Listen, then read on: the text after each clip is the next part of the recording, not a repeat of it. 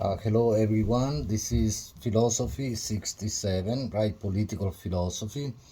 And this is our first week, right? Week one. And if you go to the syllabus, you see that we are doing, this week we are doing an introduction to philosophy, political philosophy. By your reading is from this book, okay, Hobbes, Leviathan, and I ask you to read the introduction and then chapters 10, 16. So I want to call attention only, the introduction is very important, okay, the first page, but I want to call attention to some important moments. I can't, go over everything, but certainly of the chapters that I ask you to read, maybe the most important is chapter 13. So I go there and show you a few moments that you can focus on, but fundamentally you have to keep in mind that we are looking at the question as the syllabus says, right? And remember, do the reading and writing assignments according to the syllabus, right? So we are doing studying the question of sovereignty. I don't know if this word is if you are familiar with this word, if it's new, right? And also the concept of political power, okay? Sovereignty and political power. Hobbes uh, is one of the first philosophers, right, to formulate a theory of sovereignty. So I say in the syllabus also we are looking at Hobbes's theory of sovereignty, which is supreme power, basically, okay?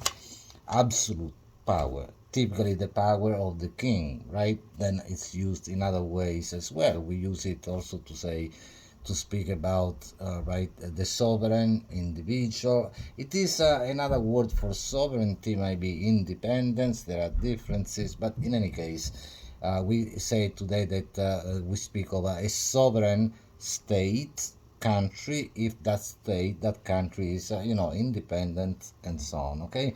So we're looking at Hobbes's theory of sovereignty and the emergence of the modern state. I want to keep this very short, but in any case, then I will try to make a video every week, so to give you some pointers, right? Some ideas, perhaps, right? And then you can always call me with questions, comments. But if you go to chapter 13, right, in your book, you see that the title is of the natural condition of mankind, concerning their felicity, that is to say happiness and misery.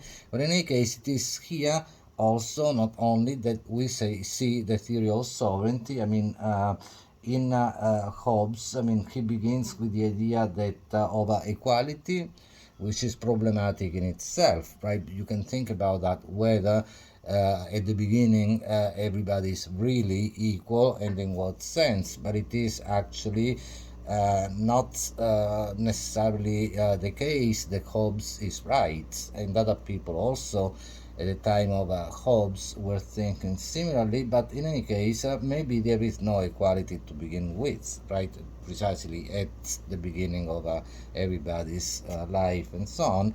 But in any case, he says that because of this equality, then you have a diffidence, right? The people don't trust one another, and because of diffidence, right, which is the opposite of confidence, you have confidence in someone, diffidence is the opposite, and so there is from there, right, there is war, there is competition, war, and so on and so forth, right? And so he speaks about the necessity of having a power, right, that may keep everybody in awe, AWE, right? So without this power, then there would be, and you find that over and over again in Hobbes, a war, right, of everybody against everybody. So there is no peace, no security without this common and central, if you will, sovereign power that keeps everybody in a fear, basically. And he says at one point also in terror, right?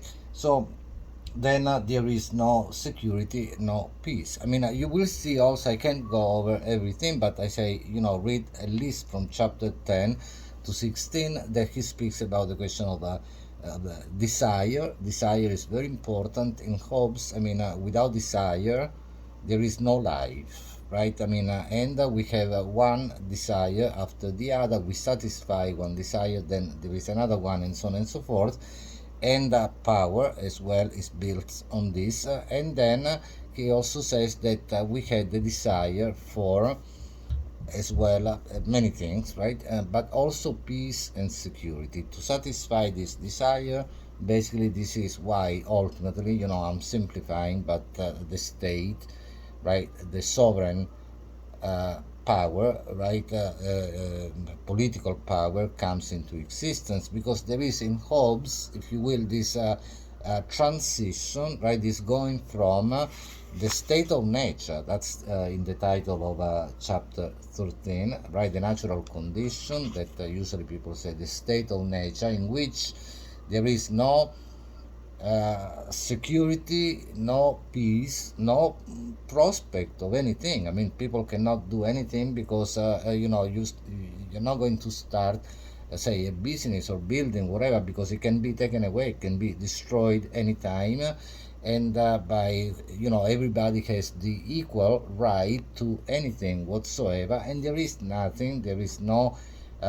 common power to which you can appeal. So there is precisely this situation of a war of everyone against everyone. So life is impossible, society is impossible. That's what Hobbes says, right? I mean, in this natural condition, in this state of nature. So it is important, it is necessary to go from that state of nature to, right, a state of a political society, right? So in this transition, that's when sovereignty comes into being. That's when the state comes into existence, as well as for Hobbes society as such, which is problematic, right? Because we can take issue with Hobbes and say, well, I mean, it's not necessarily the case, perhaps, that without a state there is no society. Okay, but in any case, think about that. Or ethics, even morality, right? That's why this chapter is very important. Before, and I, you know, again, I go to the end of this chapter, which is very important, page 78. I think it's the same in the reading I gave you, but where he says in a paragraph, right, 13, toward the end of this chapter, right, to this war of every man against every man, right, this also is consequent that nothing can be unjust. Okay, the notions of right and wrong, justice and injustice have there no place. Where there is no common power, there is no law. Where no law, there is no injustice. Okay, so right and wrong, right, the difference between right and wrong itself comes into existence only when sovereign power, only when the state, right, is present. Before, everything is right, everything is wrong, nothing is right, nothing is wrong. Like I said, everybody has the right to anything whatsoever. At one point, Hobbes says in a later chapter, even to one another's body, right? So think about situations in which even today then societies, states collapse into a situation of civil war, and maybe this is how we, because what Hobbes is doing is hypothetical, right? Perhaps there has never, and he says that himself, perhaps there has never been a state of nature like that, right? But we cannot think of situations of a real war, right? I mean, there has always been war in globally, right, in global societies, in everywhere, one way or the other, we always find a state of war, and never to think in terms of global societies, never a state of real peace and security, right? So in any case, without that, okay, so we can find many illustrations of what may be Hobbes means, right, hypothetically, and it's a fiction in a sense, but he uses that to then move on and give us right this theory of sovereignty of supreme power or political power, without which again life would be unsustainable, impossible. Okay, so I mean, think about this, then answer the questions that I asked both in on Blackboard, right, the discussion board, then the journal entry, right, and then again, if you have questions, you can contact me. But I just probably every time I will upload a very short video just to highlight a few points. Okay, so trying to perhaps clarify some things, help you. Okay, see you next time. Thank you.